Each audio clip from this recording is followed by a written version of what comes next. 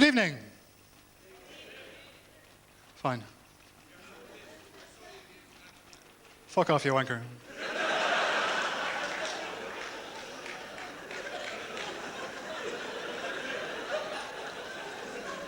I saw you as well, that's why I know you're a wanker.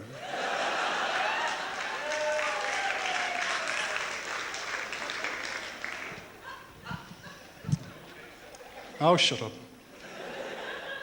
You know that old wives' tale that shaving off your pubic hair and eating it in a stew stops the hair in your head going grey?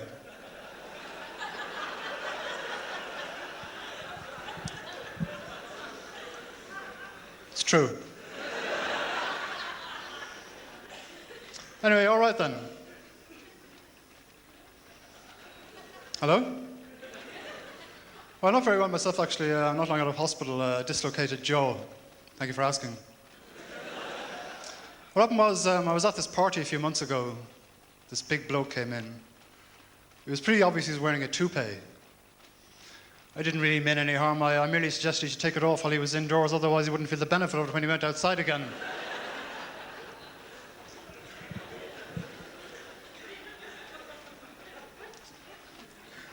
Didn't share my sense of humour. I actually feel sorry for people with artificial legs because they're very limiting, aren't they? I mean, you can go up to someone with an artificial leg and say, well, all right, you can walk, but can you do this?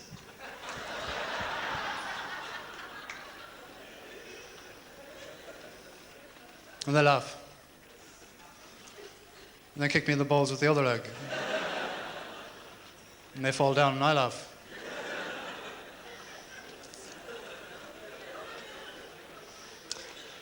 People sometimes come up to me and say that it's a bad taste to make fun about things like that. I don't agree. I think it's quite harmless. There is one thing I draw the line at. There is one target I would never ridicule, because I think it's basically vile, unnecessary, and sick. And I feel quite strongly about it. That's people with big noses.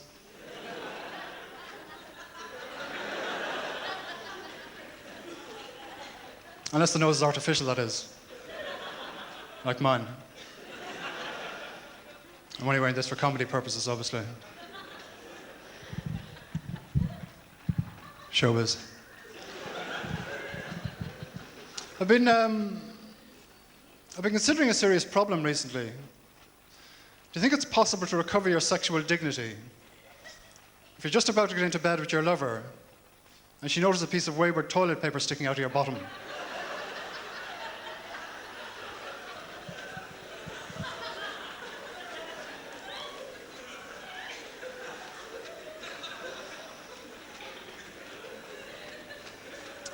I think probably not. You know, I've been out with the Seb girl now for about 2 years. We met in the northern province of Karandi in Kuala Lumpur while we were on holidays. No, I tell a lie, it was Dublin. I always get the two of them mixed up because of the bus service.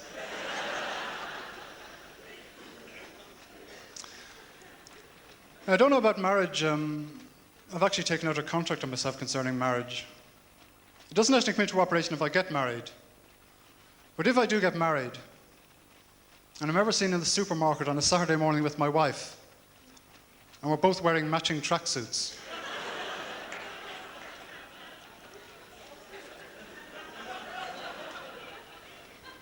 and to be shot on the spot by a sawn-off shotgun. And if the bottom of the tracksuit is so sort of flabby arse, it looks like I'm carrying shopping in it. And to be tortured first.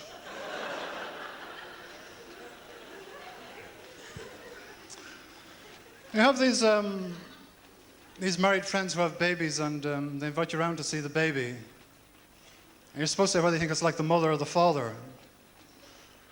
I always get really awkward to this because you're just sort of sitting there looking at the baby's face thinking he looks more like an orangutan's arse than the mother or the father.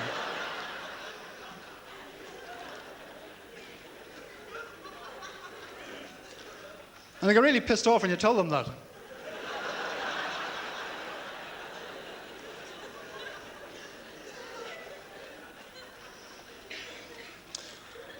I should really be thinking about having babies because I'm 39 now. Quite happy, fuck off.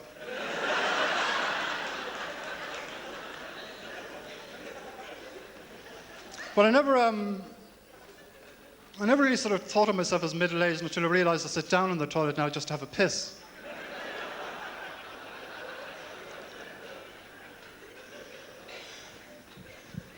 The thing I've noticed about being middle-aged is that you start getting to like country and western music without realising it. I was coming home on the bus one day recently, this friend of mine got on and sat beside me. So he looked at me for a few minutes and then he said, what the fuck are you doing with the new Tommy Wynette album? And the frightening thing is that I didn't even remember buying it.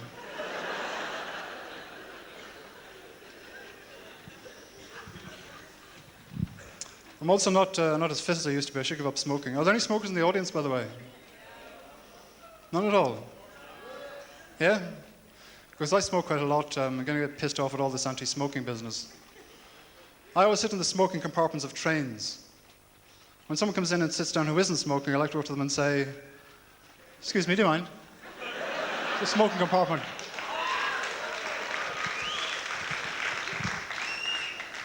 So there are some smokers in the audience.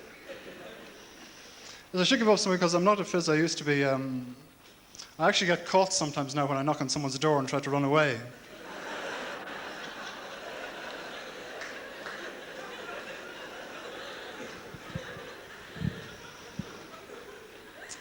I also start thinking about death. One thing that really pisses me off about death is that if I were to die tomorrow, there's a 50-50 chance that life would carry on as before without me.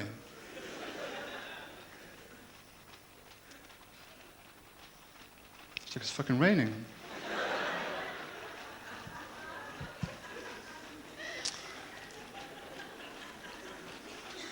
Now, speaking about death, I was at a funeral recently. I was in the family home afterwards offering my condolences. Remember, after about 5 minutes or so, the eldest son of the family came up to me and said, would you mind leaving, please? We've had a family discussion. None of us have ever seen you before.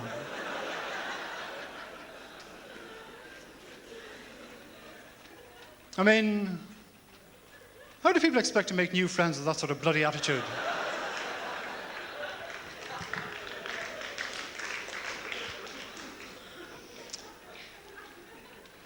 I've been living in England for a couple of years now. There's one thing I noticed about living in England. A lot of people over there, particularly in London, seem to think that Dublin is just a small village.